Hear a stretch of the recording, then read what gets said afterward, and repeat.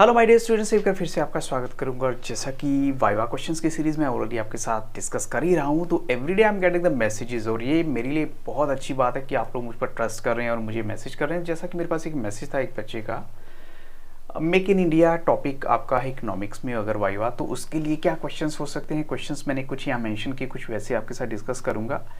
तो इस टॉपिक पर क्या क्वेश्चंस ऐसे हैं जो एक्सपेक्टेड भी हैं, आ भी सकते हैं, आपका एग्जामिनर आपसे पूछ सकते हैं। जैसे फर्स्ट क्वेश्चन है कि मेक इन इंडिया जो एक इनिशिएटिव है इंडिया की गवर्नमेंट ने लिया है, इस प्रोग्राम की स्टार्टिंग कब हुई थी। तो हम कहेंगे इस प्रोग्राम की स्टार्टिंग हुई थी 2014 में सितंबर में।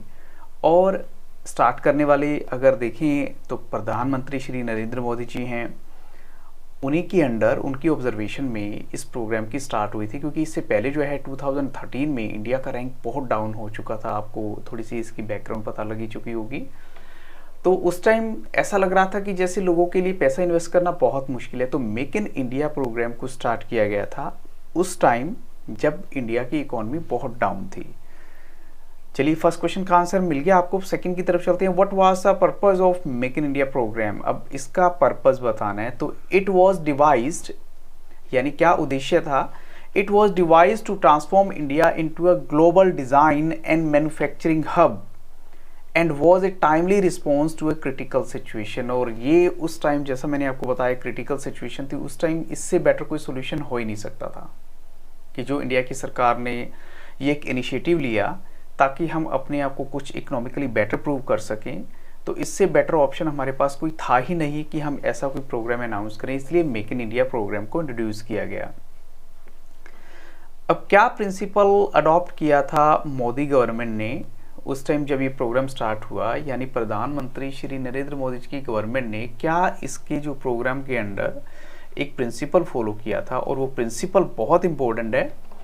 उसका रोल इसके टाइटल से पता लग जाएगा आपको क्या है। Minimum government and maximum governance. Minimum government and maximum governance, ये जो है इसकी प्रिंसिपल था मेन, कि सरकार का रोल कम से कम होगा, तो आप लोग खुद मैनेज कीजिए। इसकी मतलब क्या था कि हम जैसे प्राइवेटाइजेशन की तरफ बढ़ रहे हैं, तो सरकार अपना जो रोल है वो थोड़ा सा कम कर रही है, अपना प्रेशर थोड़ा सा कम कर रही थी इस प्रोग्राम के तहत। इसके अलावा दूसरी चीज़ क्या है इसमें, how make in India it's going to help us all, कैसे हमें हेल्प करने वाला है। तो जो मेक इन इंडिया का जो मेन पर्पज़ है, सबसे पहले क्या है, इंस्पायर करना confidence in India's capabilities amongst potential partners abroad और the Indian business community and citizens at large. सिर्फ इंडिया के अंदर ही नहीं, जो कुछ बाहर लोग भी बैठे हैं पैसा इन्वेस्ट करना चाहते हैं, उनको आप किसी न किसी तरह से तो इंस्पायर करोगे ना, उन लोगों के अंदर कॉन्फिडेंस लेकर आओगे। एक तो ये था।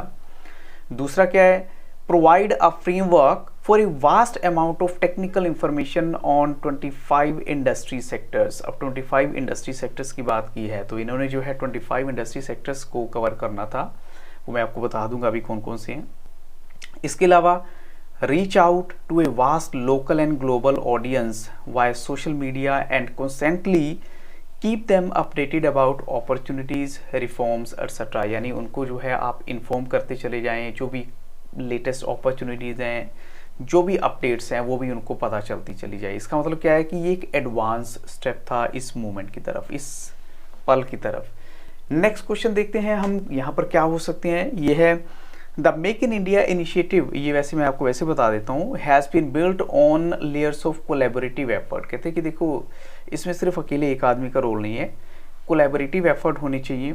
और जो DPIIT क्या है, the department of promotion of industry and internal trade.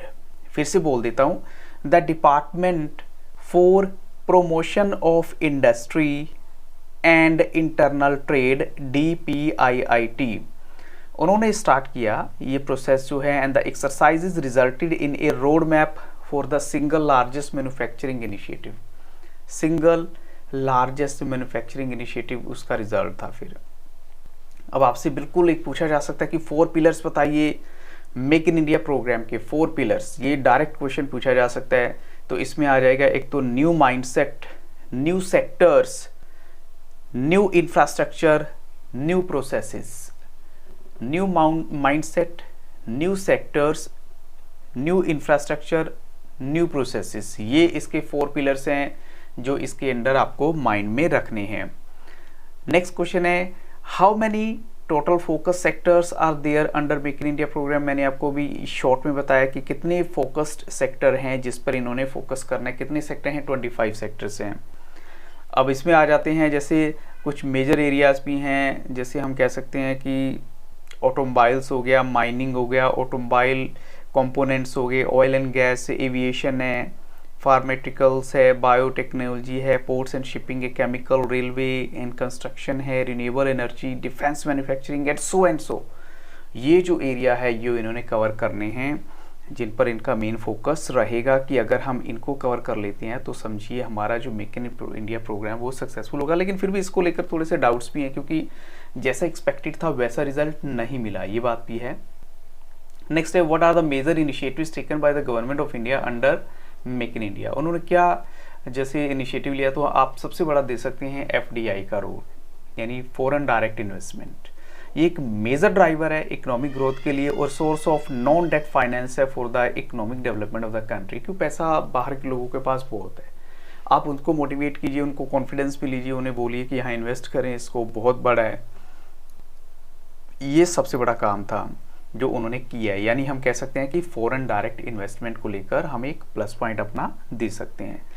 Next मेरा क्वेश्चन है ये MSME। आपसे आपका टीचर पूछ सकता है कि ये अगर एक्रोनिम है MSME तो इसका एग्जैक्ट मीनिंग क्या हुआ। MSME क्या आप बता सकते हैं? इट्स माइक्रो, फिर कोमा देखिए, small and medium enterprises sector. Micro comma small and medium enterprises sector, ये है इसकी फुल फॉर्म। अब कौन सी मिनिस्ट्री है जो इस इनिशिएटिव के पीछे थी? कौन सी मिनिस्ट्री है? क्या वो डिफेंस मिनिस्ट्री है? नहीं, तो यहाँ पर हम कहेंगे फाइनेंस मिनिस्ट्री का काम था ये सब कुछ देखना।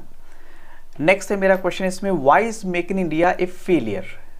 ये फेलियर क्यों हुआ, उसका रीज़न क्या है? तो सबसे बड़ा रीज़न क्या है कि हम जो है फॉरेन मनी के ऊपर, फॉरेन एड के ऊपर, ठीक है लोग आए इन्वेस्ट करेंगे, फॉरेन इन्वेस्टमेंट के ऊपर हमने ज़्यादा भरोसा किया, इस वजह से कहते हैं कि फेलियर रहा है। अगर हम अपने ही सोर्सेज पे ज़्यादा बिलीव करते तो कुछ और चेंज आता। नेक्स्ट है, how is the performance of make in India. उसकी परफॉर्मेंस बतानी है। अब देखिए कहते हैं कि अगर हम ओवरऑल अपने रैंक की बात करें, जैसे हमारा रैंक है वर्ल्ड बैंक की, अगर ईज डूइंग बिजनेस में, वो कहते हैं कि 130 था, 130 था 2016 में, हम 2021 में आए हैं 63 रैंक पे।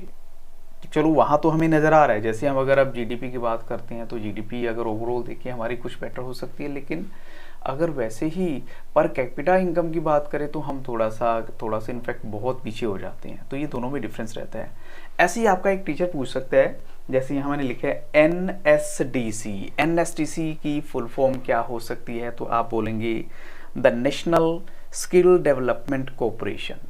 अब नेशनल स्किल डेवलपमेंट कॉरपोरेशन, जैसे इन्होंने काफ़ी पहले 2014 में ऐसा अनाउंस किया कि इतने जो है हमें स्किल्ड वर्कर्स की ज़रूरत होगी बाय 2021, मतलब ये एस्टिमेशन भी लगाया था इन्होंने उस टाइम।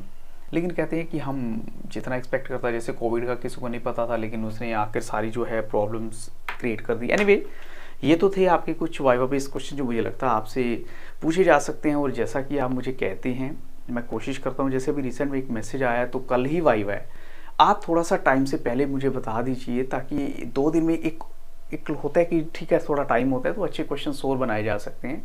तो इस टाइम बहुत प्रेशर होता है, एक ही दिन में 3 या 4 टॉपिक को ढूंढना कहीं से, तो इट टेक्स टाइम। फिर भी मेरी तरफ से एफर्ट रहता है कि आपको बेस्ट क्वेश्चंस दूँ। I wish you all the very best. ये कहूँगा आप मेरे दूसरे चैनल तरन सर व्लॉग्स पर भी मुझे फॉलो करें, क्योंकि अगर आप मुझे थोड़ा सा प्यार दिखाएंगे मुझे और अच्छा लगेगा। और इस वीडियो की डिस्क्रिप्शन बॉक्स को जरूर देखिएगा। Good luck, have very nice day.